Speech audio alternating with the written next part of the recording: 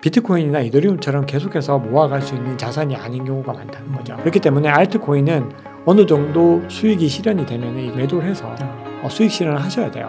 그게 굉장히 중요합니다. 그러니까 뭐 부동산 사이클 얘기할 때도 뭐 5년 사이클, 6년 사이클, 7년 사이클 이렇게 다 다르잖아요. 그쵸, 과거에. 그쵸. 그러니까 그렇게 저런 차이가 있는 거지만 사이클은 있다. 마지막으로요. 우선은 이제 지금까지 내용을 좀 정리해 보면은 비트코인과 이더리움을 좀 중심으로 투자를 하면 좋겠다. 만약에 코인 투자를 한다고 했을 때, 그리고 그거를 투자를 해나가면서 이 산업이 나를 어떻게 바꿀 것인가, 나에게 어떤 영향을 줄 것인가, 그런 부분들을 공부해 가시면서 투자를 하면 더 좋겠다. 그렇죠. 그렇게 정리를 좀 해볼 수 있을 것 같고, 이 투자적인 관점에서 봤을 때 앞서서도 말씀해 주셨지만 이게 8천만 원에서 거의 2천만 원, 3천만 원까지 떨어졌단 말이에요. 너무 많이 떨어졌죠. 너무 많이 떨어졌죠. 그래서 이건 떨어졌으니까 이미 벌어진 일이니까 뭐 엎질러진 물이니까 이거는 이제 인정을 하고요. 네.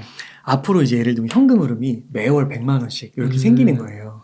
그러면 우리가 투자를 할 수 있을 때 뭐 안 좋다고 생각하는 분들은 현금을 갖고 있을 수도 있고 뭐 예금을 할 수도 있고 부동산 주식도 있잖아요. 많이 그렇죠. 싸졌으니까. 맞아요. 주식 같은 경우에 어떻게 월 100만 원이 들어오면 투자를 하면 좋을지 한번 포트폴리오를 꾸려주신다면. 가장 어려운 질문입니다.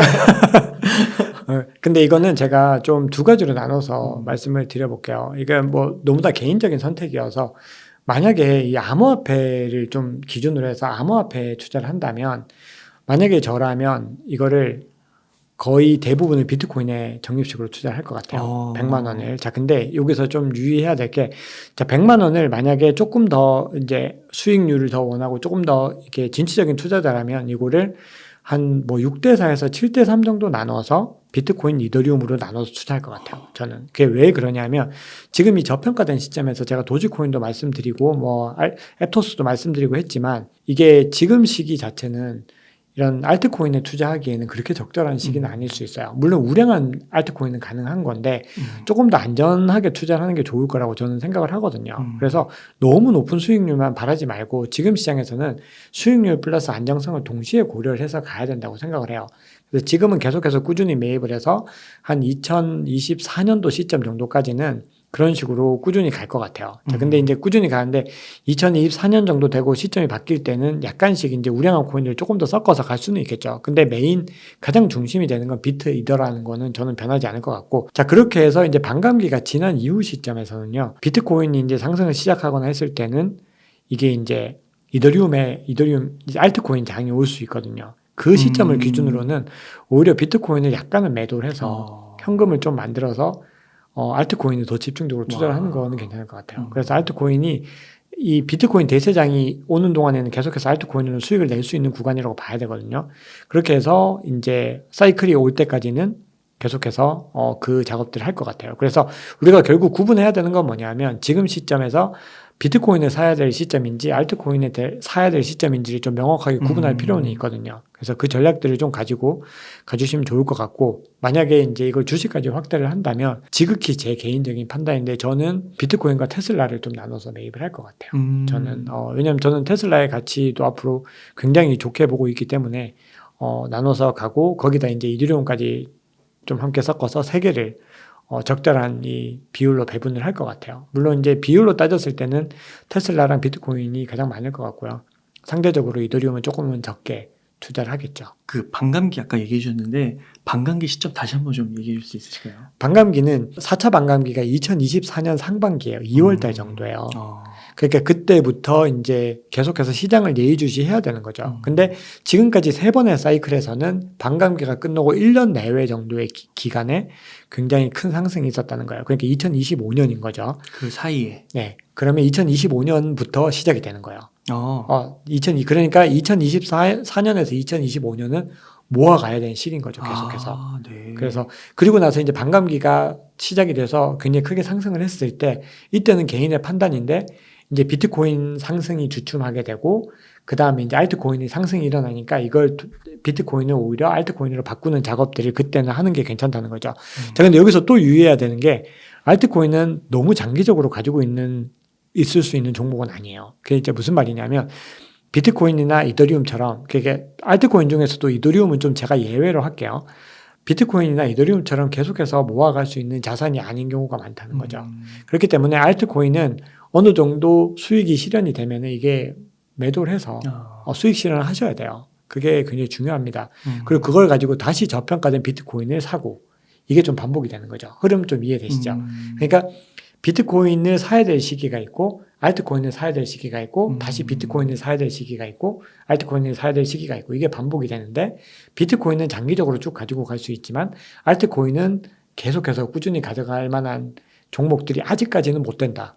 근데 이게 시간이 지나서 좀 더 시장이 안정화되고 그리고 웹 3.0이나 메타버스 같은 것들이 더 구체화됐을 때는 상황이 달라질 수도 있겠죠. 그러면 아까 이제 반감기부터 한번 정리를 해보면은 2025년 2월 정도. 네, 그때가 반감기 이후 1년이 지났을 시점이에요. 그때가 지금까지 사이클로 감안했을 때는 상승장이라는 거죠. 그리고 그거를 많은 분들이 인지하게 되면 좀 더 빨라질 수도 있겠네요. 그렇죠.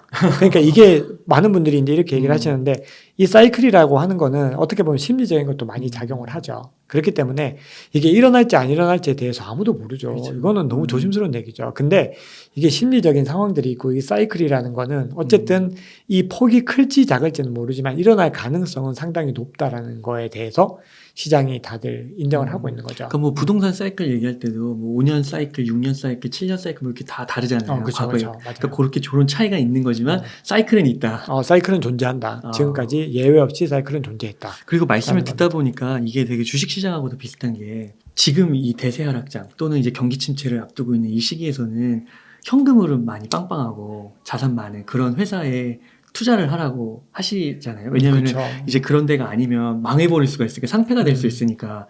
그러니까 어떻게 보면은 이제 그렇게 현금 능력이 좀 있고 미래가 어느 정도 안정되면서도 성장할 수 있는 기업이 우량주를 할 수 있는 거고 그게 이제 비트코인과 이더리움이라고 할 수 있는 거고. 그렇죠. 암호화폐 시장으로 이렇게 가지고 오면 그렇게 될 수 있죠. 그러니까 지금은 이제 그런 거를 좀 모아갈 시기인데 네. 이제 이게 대세 상승장으로 가게 되면은 이 기업이 그 위기의 순간에 다 견뎌내고 살아난 거니까 검증이 된 거죠. 망할 건 다 망하고. 그렇죠. 그럼 그때 이제 이런 작은 주식들이 막 날아갈 수 있으니까. 맞아요. 그때는 우량주를 좀 팔아서 살 수 있다는 거잖아요. 그렇죠. 그런 원래 대신에 그런 주식들은 또 오래 가지고 있으면 안 된다는 거죠. 주식 시장이랑 굉장히 비슷한 것 같아요. 그런 측면에서는 맞아요. 그래서 그때는 이제 소수를 이제 매도로 해서 알트코인을 사면 또 그거의 폭발적인 성장, 그렇죠. 그 수익도 얻을 수 있다. 그렇죠, 그렇죠. 그렇군요. 그러니까 이거를 막 다 팔고 이거 알트를 샀다 다 팔고 또 막 이렇게 하라는 게 아니라 안 되죠. 그렇게 투자를 하면은 계속 돈을 계속 이렇게 돼요. 이 굉장히 위험한 투자가 본인들이 그 시장의 그 상황들을 다 예측하고 다 판단하고 대응할 수 있다고 생각하는 거예요. 그거는 불가능합니다. 그건 진짜로 이게 한두 번 맞출 수 있어요. 서너 번 맞출 수 있는데 이게 5번, 10번 계속 넘어가면은 그렇게 맞출 수가 없어요. 그렇죠. 그거는 그래서 결국은 우리 같은 개인 투자자는 시장을 잘 이렇게 준비를 해서 기다리고 있다가 그 흐름들을 자연스럽게 이용을 하는 게 좋죠. 그렇게 하려면 결국은 꾸준히 모으고 꾸준히 기다리고 이런 전략이 기본적으로는 깔려 있어야 돼요. 네. 그게 굉장히 중요합니다. 그게. 네, 그러면은 저자님 이렇게 암호화폐 트렌드 2023 축하 한번 훑어주셨는데 네. 정말로 어느 정도 감을 잡은 것 같습니다. 네네. 이제 디테일로 들어가서 읽기만 하면 될 것 네. 같아요.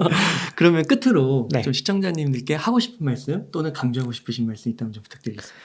네, 이게 그 투자에 대해서 많은 분들이 지금 시기에는 투자에 대해서 관심을 좀 꺼버리신 분들이 많으시더라고요. 장이 좋을 때는 빚을 져서 막 많이들 들어오시다가 지금은 그냥 이제 투자 안 할래 이렇게 되시는데 사실은 이게 반대거든요. 이건 정말로 반대일 수밖에 없어요.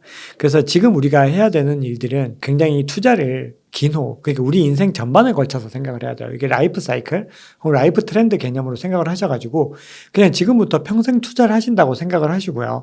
그리고 열심히 맡은 자리에서 주어진 자리에서 일을 하셔서 그 번 돈들을 꾸준히 모아가는 방식으로 투자를 하기에 지금이 굉장히 좋은 시기라고 생각을 합니다. 그래서 투자를 너무 단기적인 수익들 그리고 너무 한 번에 크게 벌려고 하는 그런 것들을 좀 조금만 내려놓으시고 그냥 평생에 걸쳐서 내가 경제적 자유를 이루고 노후를 정말 즐겁고 편안하게 살겠다라는 마음으로 가시면은 정말 이 시기는 가장 좋은 투자의 시기라고 볼 수가 있습니다. 자, 오늘 웅달님과 정말 좋은 얘기 너무 많이 나눴는데요.